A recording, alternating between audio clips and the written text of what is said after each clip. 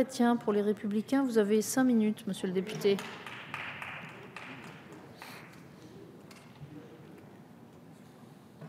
Merci Madame la Présidente, Messieurs les ministres, Madame la rapporteure générale, mes chers collègues.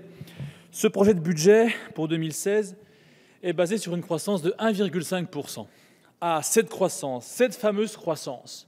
Le président de la République, le Premier ministre, les ministres, toutes les semaines, sur les télévisions, les radios, nous disent « la croissance, elle est là. La croissance, elle arrive. Et la croissance, nous ne la voyons toujours pas venir, telle Anne, ma sœur Anne. Cette croissance sera-t-elle présente avec ses 1,5% l'année prochaine?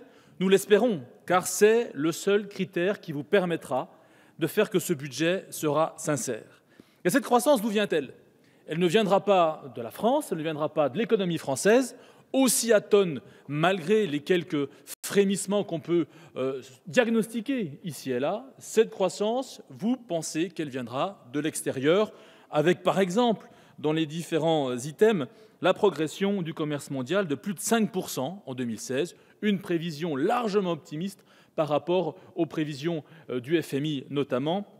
Donc une fois de plus, vous attendez des autres que la croissance arrive avant de tout faire pour qu'elle soit française et qu'elle contribue au redressement des comptes publics et que ce soit les Français qui, par leur consommation et leur investissement, contribuent à l'amélioration des comptes publics. Alors, il faut aussi vous dire des vérités qui ont été dites et redites toute la soirée. Vous prétendez que le déficit va baisser, c'est faux, mes chers collègues. Le déficit de 2016 sera le même que celui de 2015, à peu de choses près, l'épaisseur du trait, à 1 milliard près. Vous prétendez aussi que les impôts vont baisser, mais c'est faux, mes chers collègues. Qui peut le croire? Alors bien sûr, vous faites des manipulations entre les différentes classes de Français, en les opposant les uns un peu aux autres. Mais finalement, Serge Grouard l'a redit, le taux de prélèvement obligatoire restera aux alentours de 44,6%. Là aussi, rien de neuf sous le soleil.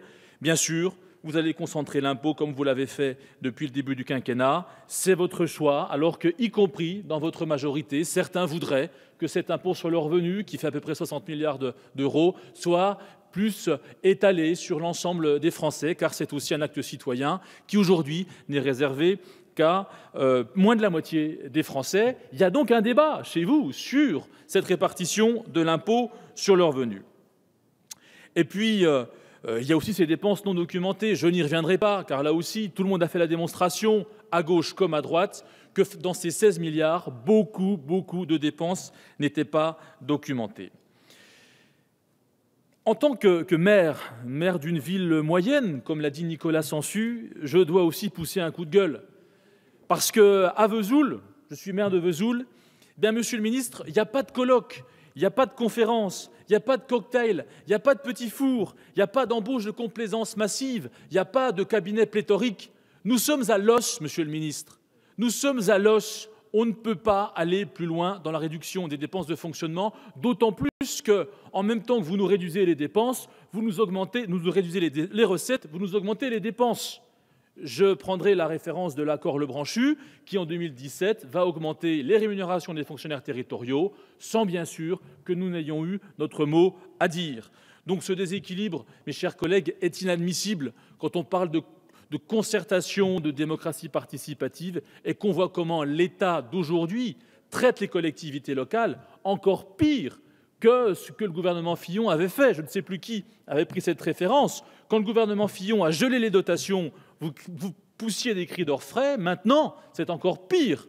Si vous vouliez le changement, vous l'avez eu, mais en pire, mes chers concitoyens. C'est ce qu'on peut leur dire et c'est ce qu'on leur dira dans les prochaines semaines lors des élections régionales. Bref, cette baisse des dotations, elle est aveugle, elle est brutale, elle est mortifère, alors qu'elle devrait tenir compte des spécificités de chacune de nos collectivités locales. Nous sommes prêts à faire des efforts, mais en fonction des contextes locaux, en fonction de l'effort fiscal, en fonction du potentiel fiscal. Vous avez à Bercy des ordinateurs très puissants qui permettraient d'ajuster ce redressement des finances publiques en fonction du contexte de chacune de nos collectivités. Voilà, mes chers collègues, les quelques griefs supplémentaires, parfois un peu redondants, mais la pédagogie est l'art de la redondance et nous espérons que vous aurez compris les griefs que nous faisons à ce projet de budget pour 2016. Je vous remercie. Merci, monsieur le député. La parole est à monsieur Pierre-Alain May pour le groupe socialiste.